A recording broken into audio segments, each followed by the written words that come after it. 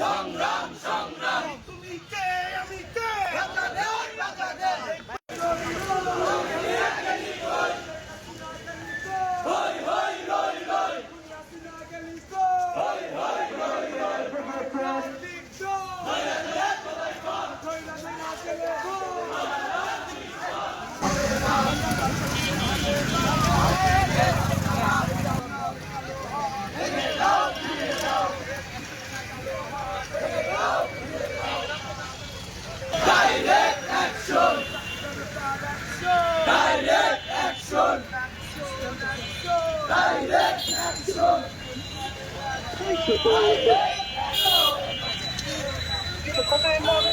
যে আমরা সকলেই রোদ্রে পুড়ে বৃষ্টিতে ভিজে 16 জুলাই 2024 সালে যে আন্দোলন মিছিলটা আমরা করেছিলাম তার পুনঃস্মৃতি মিছিল আজকে আমরা সফলভাবে করতে পেরেছি।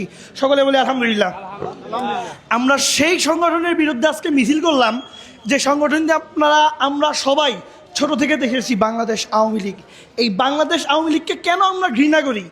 এই ছাত্রলীগ তারা যারা আমাদের বোনদেরকে ধর্ষণ করত, এই ছাত্রলীগ তারা যারা আমাদেরকে শিক্ষার রুম থেকে হল রুম থেকে নির্যাতন করে বের হয়ে তাদের মিছিলে সামিল করত, এই ছাত্রলীগ তারা যাদের কারণে 1500-র অধিক আমাদের ভাই রাজপথে জীবন দিয়েছে।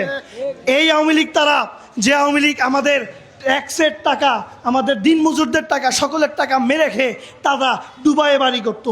সেই আওয়ামী লীগকে আমরা ঘৃণা করবো না ভালোবাসবো? সেই আওয়ামী লীগকে আমরা আমাদের সিরাজগঞ্জে প্রতিষ্ঠিত হতে দিব? আমরা সকলেই ঐক্যবদ্ধ, আগেও ছিলাম, আমরা সকলেই ঐক্যবদ্ধ আছি ইনশাল্লাহ। আওয়ামী লীগের বিরুদ্ধে আমরা সকলেই ঐক্যবদ্ধ।